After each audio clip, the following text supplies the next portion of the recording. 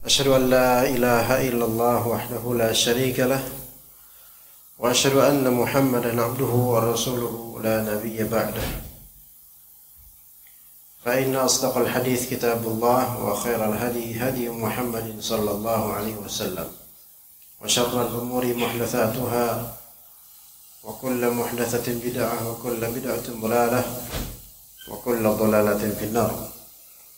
أما بعد, insyaallah kita lanjutkan kajian kitab Kifayatul Akhyar fi Halli Ghayatul Ikhtisar, yang salah satu kitab fiqh Syafi'i.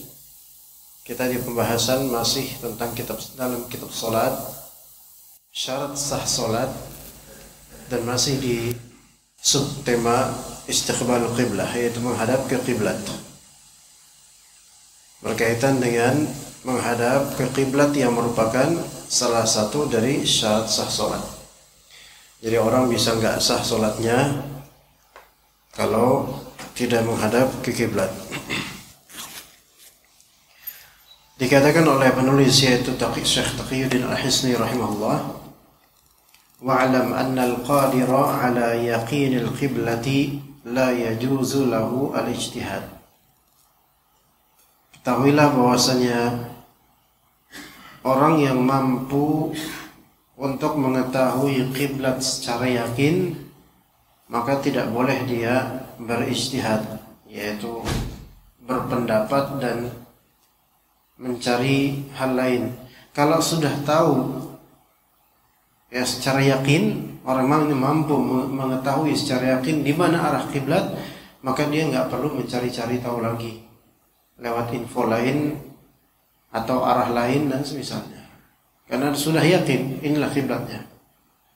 Amma ghairul qadiri 'al yaqin, adapun orang yang tidak memiliki kecakapan atau kemampuan untuk mendapatkan pengetahuan yang meyakinkan tentang kiblat, maka dia mencari. Dia coba cari. Fa in wajada. Nah, di sini ada kemungkinan dia menemukan pihak yang mengabarkan kepadanya atau tidak. Jadi orang ini enggak punya perkakas atau alat yang meyakinkan untuk mengetahui kiblat sebenarnya. Fa in wajada man yukhbiruhu anha an ilmin i'tamadahu wa lam yajtahid. Kalau dia mendapatkan orang yang mengabarkan tentang arah kiblat, ya, dengan ilmu orang tersebut, dia mengabarkan bahwa kiblat itu di sini ke arahnya, maka dia boleh beriktimad, yaitu bersandar pada kabar orang ini, dan dia tidak perlu berijtihad, yaitu mencari-cari lagi. Tapi dengan syarat, bisyarti adalatil mukhbir, dengan syarat orang yang mengabarkan tentang arah kiblat ini harus adalah adil, yaitu harus orang yang bisa dipegang perkataannya, thiqah, terpercaya orang ini, ya. Yastawi fi dzalika ar-rajulu wal mar'atu wal hurru wal 'abdu. Sama saja entah orang itu adalah pria atau wanita atau merdeka atau budak. Ya. Selama orang itu bisa dipegang kalimatnya, maka bisa dipercaya arah yang dia tunjukkan tentang kiblat. Ya. Nah, jadi kalau kita di perjalanan suatu desa, kita nggak nemu masjid, dan akhirnya kita sholat di lapangan atau di gedung atau di lainnya, maka kemudian kita nyari nggak ketemu. Gimana caranya? Misal ketika itu zaman nggak ada kompas atau kita nggak ada aplikasi yang bisa menunjukkan arah kiblat, ya, misal kalau mau download pun ternyata kuota habis. Nah, ya, download kuota habis, maka ada orang mengabarkan kepada kita, arah kiblat ke sana mas, gitu, maka sudah cukup.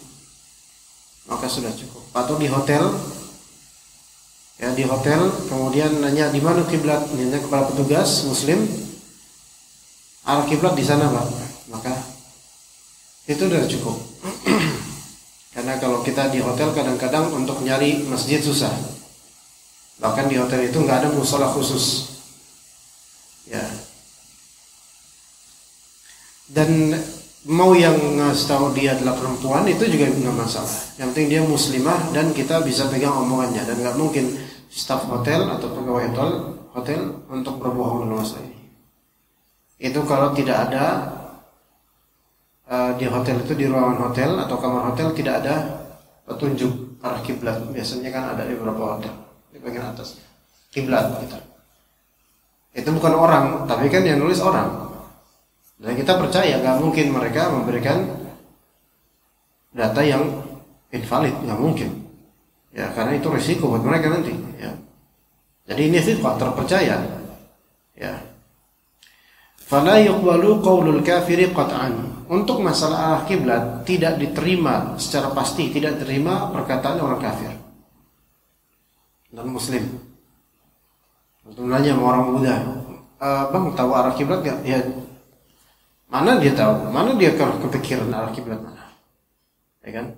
Kalaupun dia katakan, oh arah kiblat di sana, nggak boleh kan tuh percaya.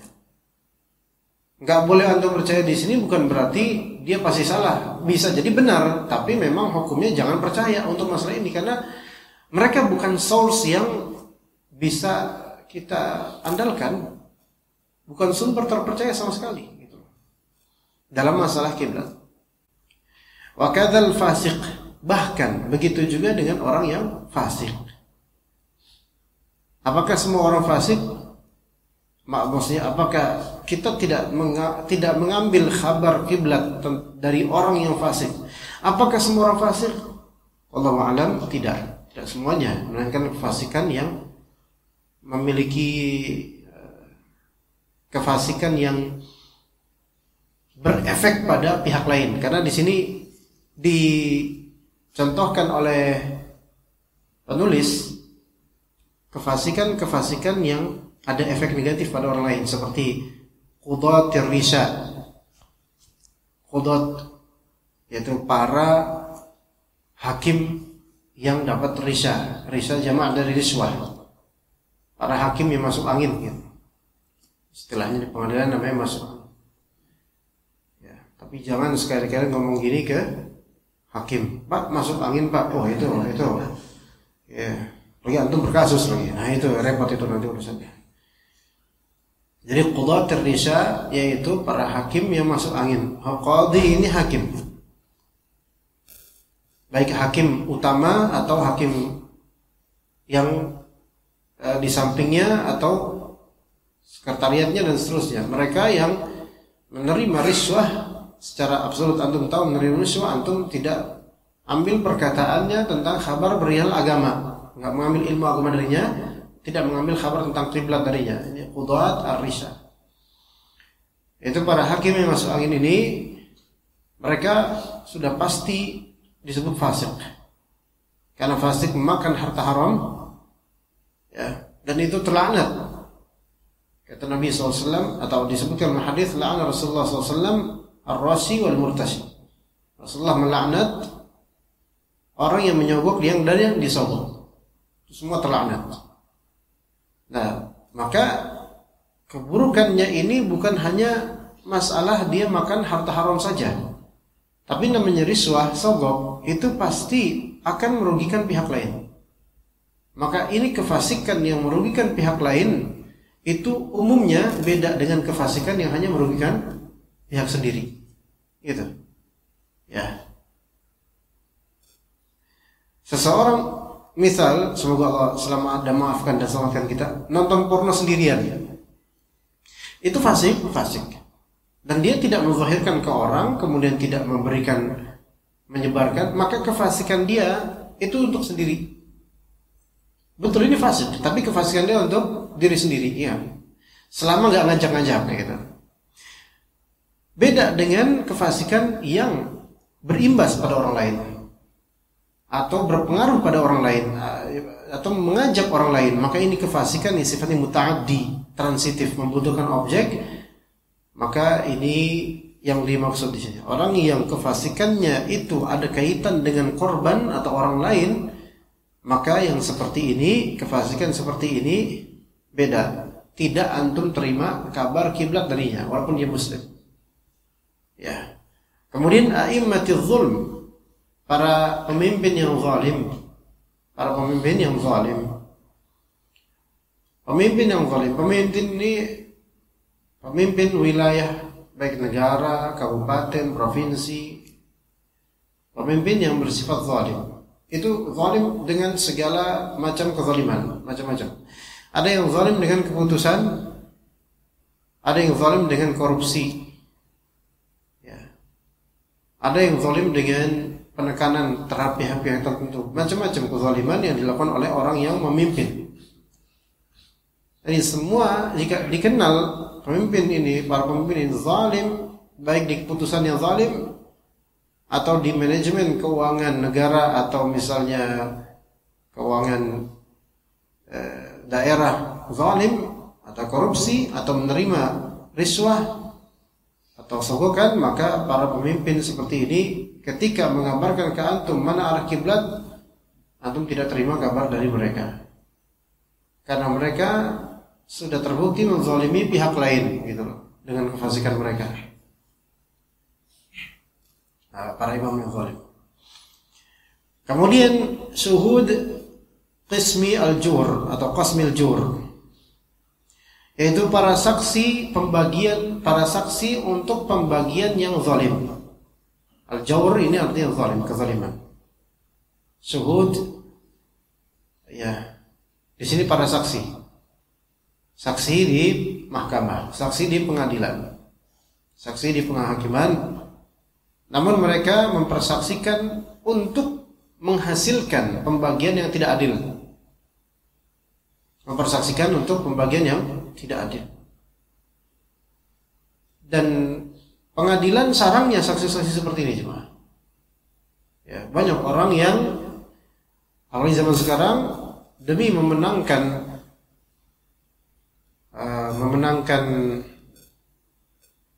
saudaranya, memenangkan kliennya, memenangkan temannya untuk mendapatkan kezaliman atau untuk mendapatkan hak padahal bukan hak. Warisan, pengasuhan anak, pembagian harta untuk anak asuh dan seterusnya, kadang-kadang ada juga diperkuat oleh para saksi, yang mana saksi-saksi ini berdusta untuk mendapatkan bagian dari kezaliman. Ya.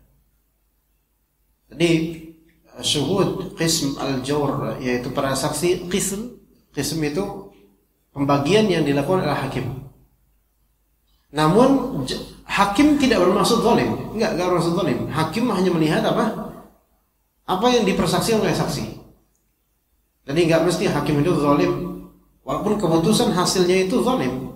Tapi hakim hanya melihat dari indikasi dan bukti, alat bukti, saksi, dan ternyata misalnya alat buktinya palsu atau berlebih atau dipoles, dan juga saksinya juga saksi yang settingan misalnya, atau dari saksinya juga mendapatkan reward nanti kalau misalnya mau datang jadi saksi, maka yang seperti ini hasilnya akan zalim, ya. Maka para saksi ini tidak dipercaya omongannya. Misalnya para saksi ini, seorang saksi yang pernah melakukan hal seperti ini, dia kemudian bilang ke antum, Mas, arah kiblat di sana. Antum bilang, cangkem bosok berat. Gak mau saya dengar omongan kamu, busuk mulut kamu di pengadilan. Misalnya begitu, tukang bohong kamu. Walaupun ternyata benar, kiblatnya di situ. Kata saksi itu, tuh kan apa saya bilang, memang cangkem saya bosok, tapi yang penting kan sebenar. Bukan masalah ini benar atau enggak, masalahnya adalah sebagai bentuk iqab dan hukuman terhadapnya, antum enggak mempercayai apa yang dia omongin dari tentang syariat Allah Azza wa Jalla atau tentang kiblat. Ya. Kalau dikiaskan dengan ini, ikhwan, ini semua masalah berkaitan dengan pemerintah atau pengadilan. Oke, potensi kezaliman yang dilakukan oleh orang di atas itu lebih besar. Potensi kezaliman yang dilakukan oleh orang-orang yang berada di dalam ranah mengadili itu lebih terbuka kalau tidak diberi hidayah oleh Allah SWT.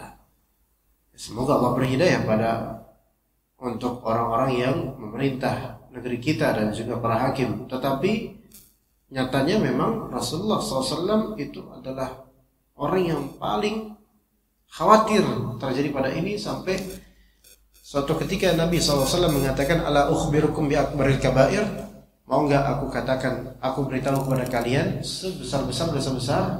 Bala ya Rasulullah. Maka kata Rasulullah SAW, al-israku billah wal uquqil walidain, berbuat syirik kepada Allah dan durhaka pada kedua orang tua kandung. Kemudian wakana muttaqian fajalasa faqala, kemudian Rasulullah SAW tiba-tiba bersandar terus duduk dan berkata, ala wa qauluz zur wa syahadatuz zur, ala wa qauluz zur wa syahadatuz zur, ala wa qauluz zur wa syahadatuz zur. Dan juga perkataan bohong dan juga persaksian palsu, saksi palsu. Diulang berturut-turut, diulang kata perawi dari kalangan sahabat, "Fama zala yaqulu dzalika hatta qulna laitahu sakata." Terus aja Rasulullah SAW mengatakan hal itu sampai kita berkata, duh sekiranya beliau berhenti diam gitu. Terus saking Rasulullah khawatirnya ini terjadi gitu, yaitu perkataan bohong dan persaksian palsu. Itu berat itu. Persaksian palsu itu berat sekali, di antara dosa-dosa terbesar itu. Karena apa? Karena namanya persaksian itu kan ada di area pengadilan. Dan manusia pada umumnya di pengadilan itu chemistry-nya pasti berbeda, enggak sama kayak di masjid. Ya. Rasanya itu derdepnya beda. Nah, kalau misalnya seseorang mau menjadi saksi palsu, itu menunjukkan dia kadzdzab. Udah biasa bohong. Dan enggak grogi pula. Ditanya oleh hakim, tetap bisa bersaksi dengan palsunya. Kayak seperti ini, orang ini sudah berani dan biasa berbohong. Ya, enggak bakal ada orang yang biasa jujur, kemudian bisa dia berbohong di pengadilan, rata-rata enggak bisa. Ketahuan, apalagi baik hakim atau orang lainnya itu punya ilmu psikologi tentang orang-orang yang terdakwa atau saksi atau dan seterusnya. Dan termasuk juga di antara yang fasik yaitu pekerjaan, yaitu memandu acara di pengadilan, yaitu pengacara yang membela kezaliman atau membela kesalahan atau malah mengkreasikan kezaliman tersendiri.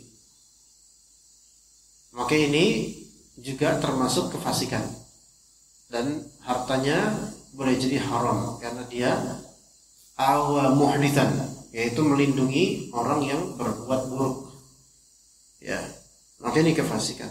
Nah, orang-orang seperti ini kalau ngabarin kepada antum kiblat, antum bilang lebih baik Anda cari pada pihak lain, enggak usah dari antum. Anda enggak mau dengar kabar dari antum. Begitu, ya.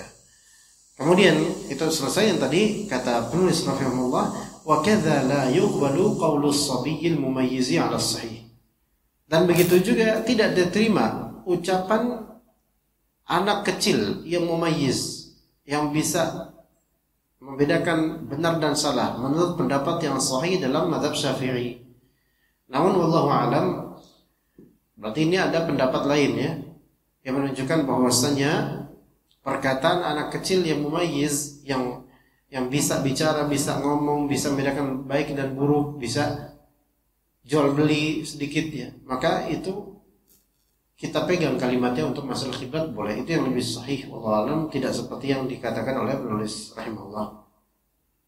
Jadi kalau kita nanya, "Dek, kiblat biasanya di mana, Dek?" "Oh, di sana, Pak."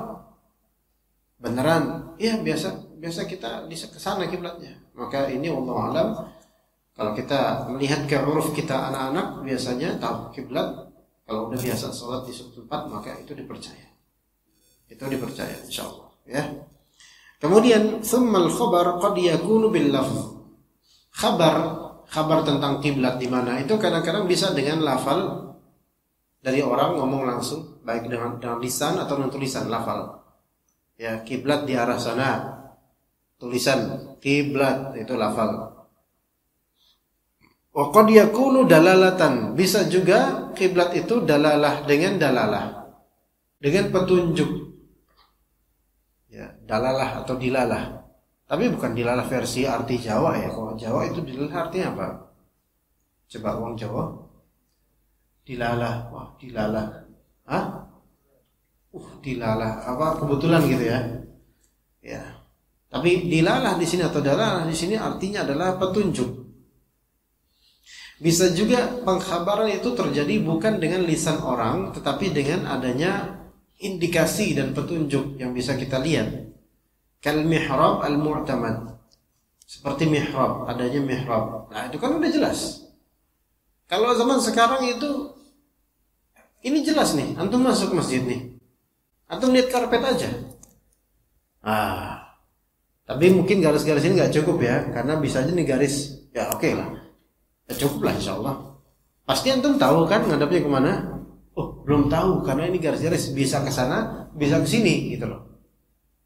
Kalau lihat dekorasinya, pakai akal coba. Kira-kira mana? Ke sana apa ke sini? Wah enggak, saya masih ragu. Wah ini keterlaluan ini orang nih. Ya.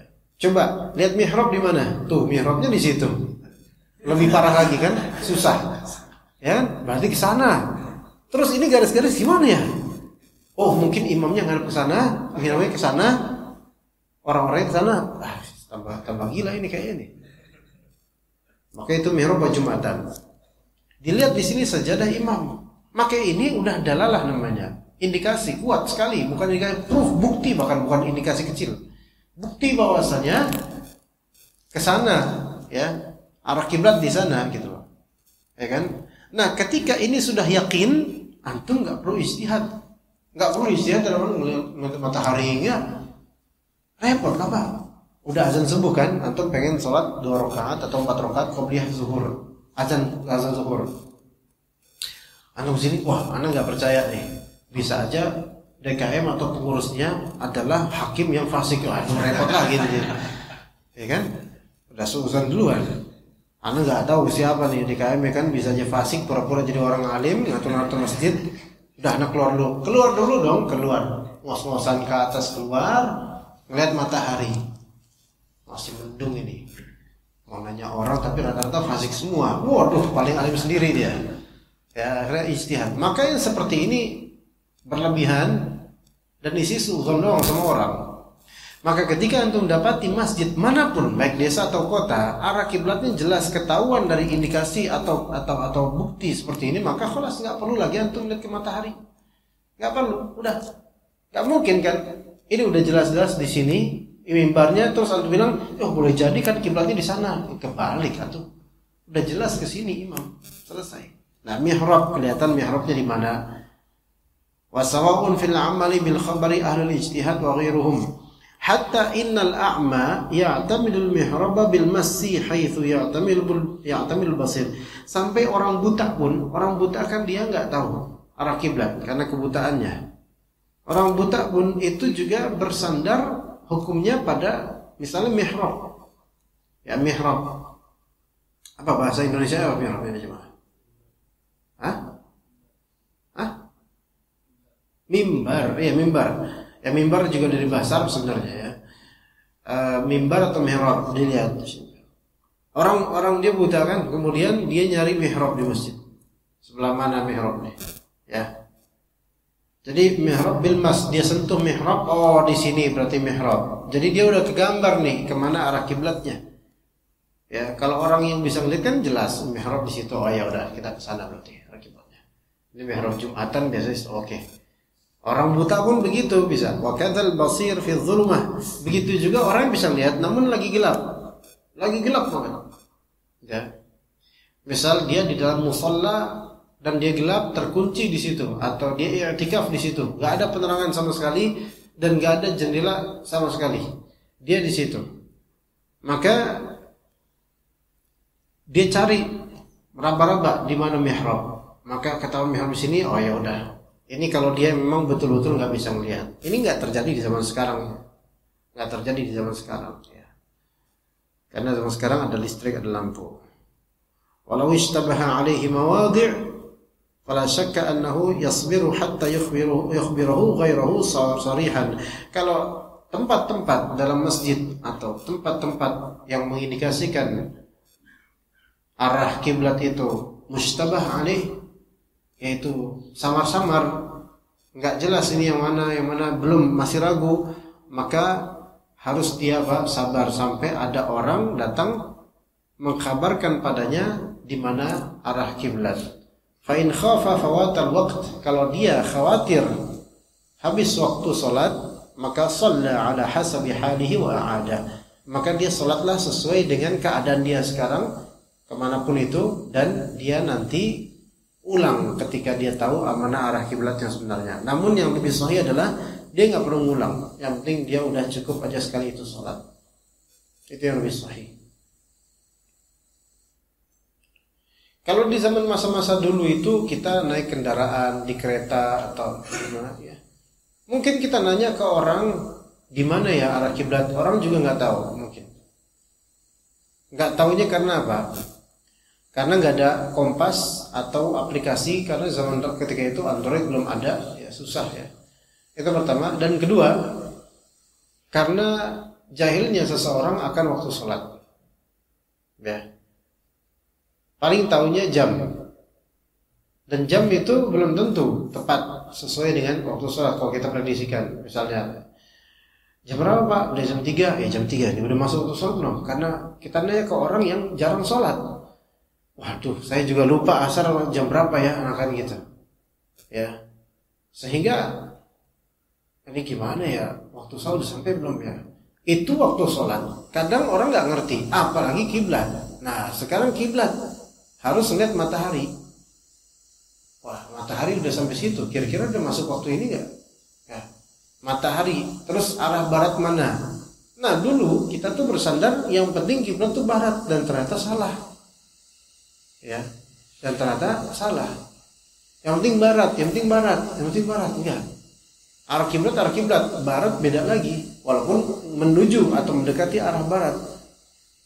Nah, ketika memang tidak ada yang meyakinkan, maka tunggulah sampai ada kabar yang meyakinkan. Kecuali kalau sudah mau habis waktu, maka cepat-cepatlah sholat di kereta itu atau di safar itu. Ya. Dan inilah pentingnya seseorang itu jangan terlalu jahil lah tentang kiblat. Ya. Tapi sekarang insya Allah permudah dengan adanya kompas atau dengan adanya handphone, ya, aplikasi. Wa hadza kulluhu idza wajada man yukhbiruhu an ilmin wa huwa mimman yu'tamadu qawluhu. Ya. Tapi di sini sebenarnya masalah-masalah yang disebutkan oleh Syekh Taqiyuddin Al-Hisni rahimahullah ini masalah yang wallahu a'lam tidak begitu relevan untuk zaman sekarang. Karena dimudahkannya zaman sekarang untuk meyakini di mana arah kiblat. Ya. Maka Allah alam untuk masalah ini, masalah istiqbal al-qiblah dan ketepatannya itu tidak perlu kita perpanjang insyaallah ya. Karena apa? Karena hal ini tidak begitu relevan, apalagi kita hidup di zaman modern, kemudian di perkotaan, masjid di mana-mana, orang juga pada tahu di mana arah kiblat, maka insyaallah dipermudah oleh Allah. Kemudian syarat yang ke-6, syarat sah salat. As-sukutu 'anil kalam. Diam. Ya, tidak bicara. Ya. Fal mutakallimu in kana ghairu ma'dzur wa nataqa bi harfin mufhimin mithl qi wa shi tabtul. Orang yang bicara misalnya dia berbicara in kana ghairu ma'dzur, dia tidak diberi uzur. Maksudnya kenapa bicara gitu loh, bukan karena keceplosan atau gimana. Ya, dia sengaja bicara dan bicara dengan lafal atau huruf yang ada maknanya. Seperti qi ya atau si. Qi dalam bahasa Arab, qi itu artinya adalah apa? Artinya jagalah. Qi dari kata waqa yaqi. Qi satu huruf doang, ini satu huruf secara mabani, satu huruf qi. Ya. Ya akhi, ki. Ya akhi, ki apa? Ya akhi, ki. Ki itu ada artinya. Jagalah. Atau si dari kata wasa, ya si ini fi'il amr, artinya yaitu perbaikilah renda baju. Si. Itu dalam bahasa Arab ada seperti itu. Kamu jarang dipakai, ya. Maka kalau misalnya dia mengucapkan kata yang memiliki makna, ya, maka itu bisa batal salatnya dalam mazhab Syafi'i. Wa inna taqa bi harfaini batalat. Kalau dia mengucapkan 2 huruf maka batal. Ya.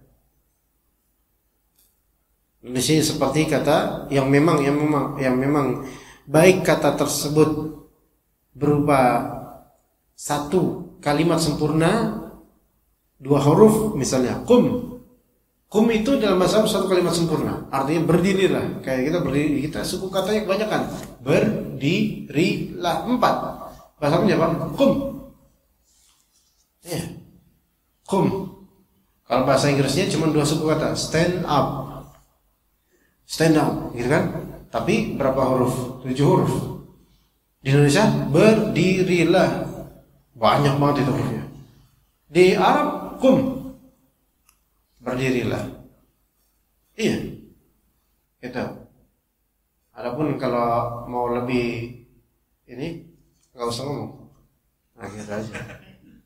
Isyarat namanya itu. Maka itu batal. Ya, misal dia lagi berdiri, nah anaknya lagi apa namanya, main gitu kan, nggak diri kan. Dalam mazhab Syafi'i batal. Iya.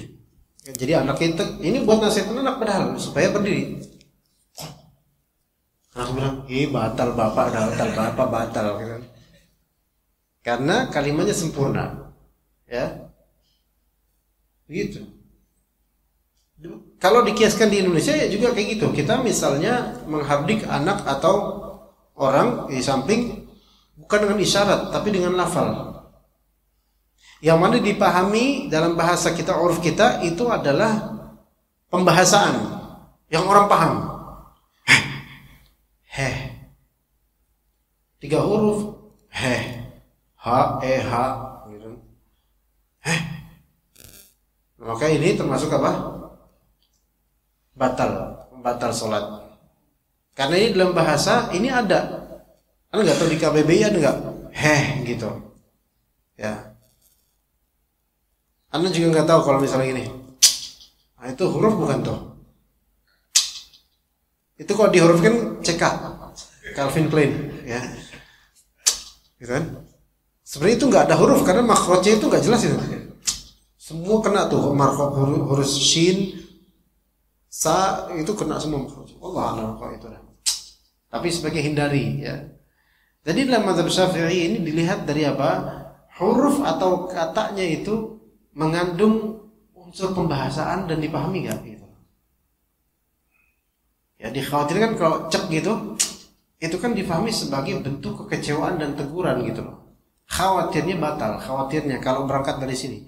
Bahkan di sini walaupun lafal atau huruf tersebut 1 kata, 2 huruf 1 kata, namun tidak sempurna kalimatnya, itu juga bisa batal dalam mazhab Syafi'i. Seperti min, dari, ya, atau an, tentang, min. Lafal yang di luar sholat, min. Ya, tapi ini sepertinya Allah alam terlalu detail dalam masalah pengolahan hukum untuk tafsil kata, rincian kata, ya. Ala kulli hal, kalau misalnya kata ulama Syafi'i yang umumnya parameternya itu sebenarnya di as-salasah fasa'ida. Yang paling membatalkan jelas itu adalah 3 huruf dan lebih itu. 3 huruf dan lebih dalam bahasa Arab. Ya, itu bisa membatalkan salat. Ya. Dan dikatakan di sini wala farqa fil butlani baina an yakuna li maslahatis salati amla. Tidak ada bedanya pembatalan ini baik dia melakukan mengucapkan kalimat itu untuk maslahat kebaikan salat atau tidak. Misalnya kebaikan untuk kebaikan salat, misalnya Anak kum, maka ini batal sholatnya. Bapak juga diri. Ya, apalagi sambil berulang-ulang diri. Ya, berkali-kali diri. Walaupun sirri gitu, diri. Maka ini batal sholatnya. Batal. Karena diri itu nggak ada dalam Al-Quran, nggak ada dalam lafal dalam sholat, nggak ada itu lafal buatannya diri. Ya, nah itu batal sholatnya. Padahal itu demi maslahat sholat. Apalagi yang bukan nggak ada kaitan dengan maslahat sholat. Apalagi yang tidak ada kaitan dengan maslahat sholat. Apa coba antum bilang? Coba misalnya lagi sholat gini berjamaah, tiba-tiba ringtone nyala kedengeran gitu kan, ada yang telepon. Tahu sholat. Gerutu, batal. Iya. Lagi kan kesel gitu kan kalau lagi sholat. Aduh. Nah, kalau ya mungkin masih oke lah, karena itu mungkin spontan dari. Tapi kalau udah aduh,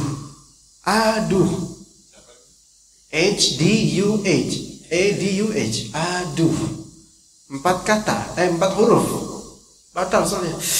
Aduh. Sebenarnya untuk mematikan ringtone itu nggak masalah, karena itu maslahat sholat. Maslahat sholat itu nggak harus dengan lisan, cukup gerakan. Nggak usah diadu-aduin, malah batal. Aduh, kata sampingnya, Pak, maaf Pak, batal Pak sholat. Sama aja, malah tahu parah yang sampingnya itu. Maaf banget Pak, batal sholatnya. Nah gitu.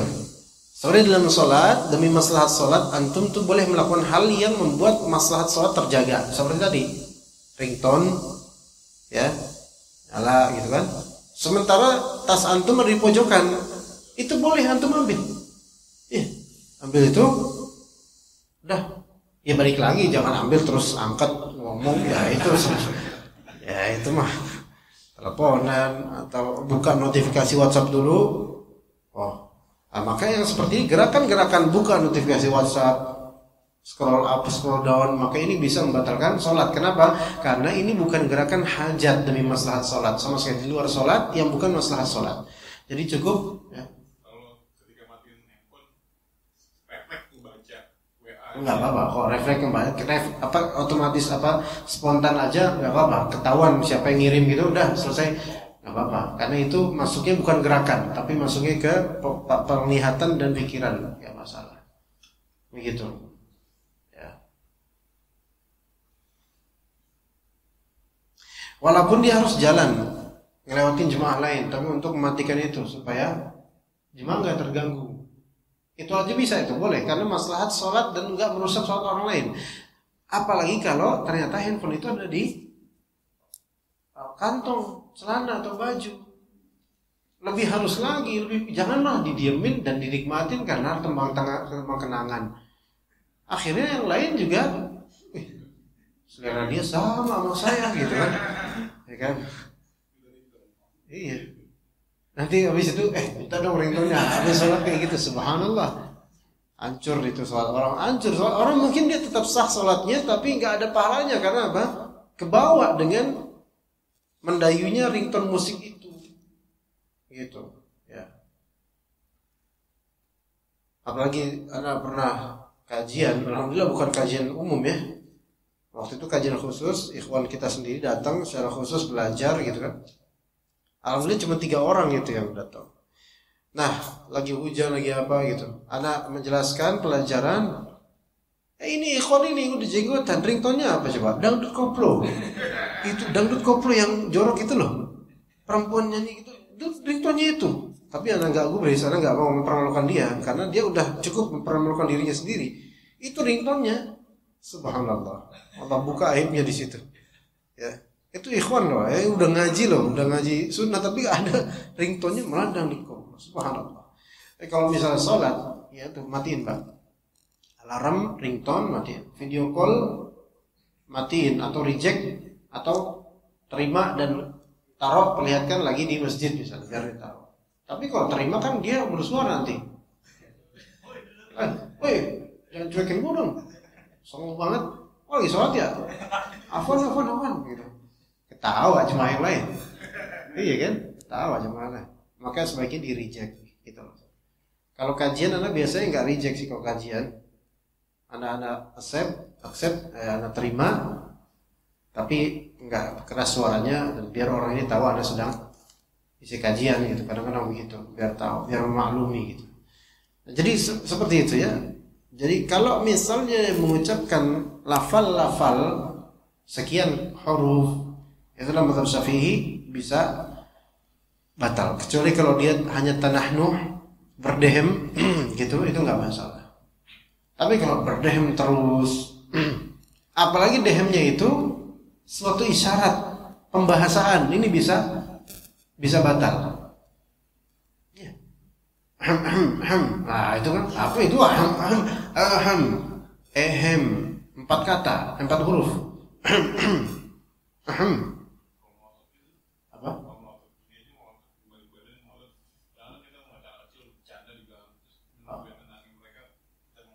Nah, itu isyarat nggak apa-apa, nggak apa-apa, isyarat nggak apa-apa, melotot. Ya, kalau ada melotot mungkin ketawa ada. Itu melotot, boleh. Pakai isyarat gini boleh. Maksudnya ya, karena di sini dia bukan suara, bukan apa, lafal. Ya.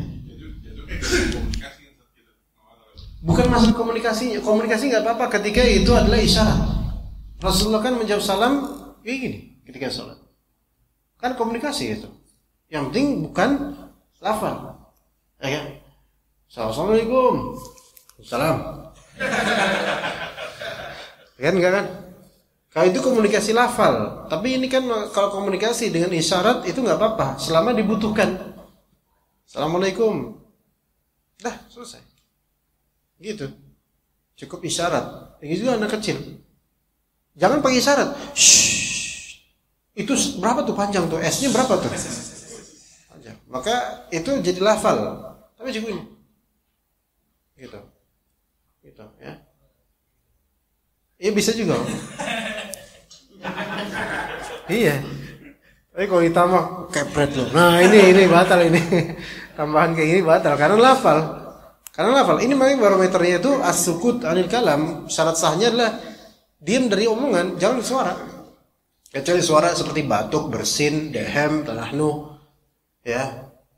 Maka atau kalam yang spontan dan diwajarkan seseorang spontan, asal tidak berlebihan. Maka itu nggak apa-apa. Misal tiba-tiba lagi sholat, kemudian mules, nah itu nggak apa-apa, dimaafkan.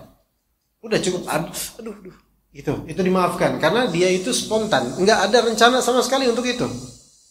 Iya, spontan yang memang sama sekali semua orang pun akan kayak gitu loh. Beda dengan spontan yang sebenarnya ikhtiar dia. Ya itu seperti ada anak berisik. Siap. Nah ini emang spontan betul, tapi ini spontan yang sifatnya ikhtiari, pilihan. Dia kan bisa diam atau bisa pakai syarat saja. Anak yang sampingnya, anak orang misalnya sampingnya bercanda, injek-injekan, terus ketawa hahi, atau giniin tangannya sebagai syarat itu boleh. Iya, itu boleh. Nah, biar dia tahu tuh anak. Ya, biar dia tahu. Bersin nggak apa-apa. Bersin, alhamdulillah, itu nggak apa-apa. Ya, tapi yang sampingnya tidak, di zaman Nabi itu pernah terjadi tuh. Alhamdulillah, terus ada yang jawab, ya rahmukallah. Maka ini setelah Nabi selesai sholat, dinasihati, jangan ya rahmukallah, tidak. Karena ya rahmukallah di sini doa sekaligus interaksi. Karena semoga Allah merahmati kamu. Berarti ini lafal berupa apa? Interaksi. Gitu. Kalau alhamdulillah kan, alhamdulillah segala puji bagi Allah. Beda dengan semoga Allah merahmati kamu. Tapi ini tidak membatalkan karena pada asalnya ini doa. Dan ini spontan biasanya orang. Alhamdulillah, ya rahmukallah. Yahdikumullah wa aslah balakum. Dibalas. Terus satu balas ini, Masya Allah, jazakallah khair. Ya satu lagi barakallahu fik. Iya, bahasa. Ya lama-lama mohon maaf lahir batin lama ya. Ya, baik. Nanti insyaallah dalam masalah tanah Nuh atau dalam berdehem itu kita akan bahas pada pertemuan mendatang insyaallah. Ya. Karena dalam masalah berdehem aja itu khilaf di antara ulama, apakah dia batal atau enggak. Dilihat dari huruf. Nah, gitu enggak batal karena itu enggak menjadi 2 huruf atau lebih. Tapi kalau misalnya nah ini ini sebagian mengatakan batal loh. Ya, kalau bana minhu harfan jelas 2 huruf batal dalam mazhab Syafi'i gitu. Detail, Pak. Ya gitu. Bagaimana kalau misalnya orang bersin karena konyol bersinnya itu biasanya tuh. Bukan acing, pakai kalimat bersinnya. Assalamualaikum. Batal jelas. Ya. Bahkan ada teman Anda juga kayak gitu, kebiasaan subhanallah ya, kebiasaan buruk. Orang Jawa ya kalau bersin bukannya bersyukur, dia mengucap lafal anjing versi bahasa Jawa. Gitu. Iya. Gitu. Nah, yang sebenarnya kan ikhtiari, pilihan dia. Maka setiap dia sholat kemudian dengan lafal kayak buruk seperti itu dalam bersin, batal enggak? Batal. Walaupun dia spontan, tapi karena kebiasaannya seperti itu melafalkan bersinnya, maka ini disebut disebut ikhtiari, pilihan dia. Ya, seperti itu. Baik, mungkin kita cukup ikhwan sampai sini. Insyaallah kita ketemu pekan depan untuk pengajaran kitab tauhid insyaallah taala. Sallallahu ala nabiyina Muhammad wa ala alihi washabbihi ajma'in. Subhanakallahumma bihamdika asyhadu an la ilaha illa anta astaghfiruka wa atubu ilaik. Assalamualaikum warahmatullahi wabarakatuh.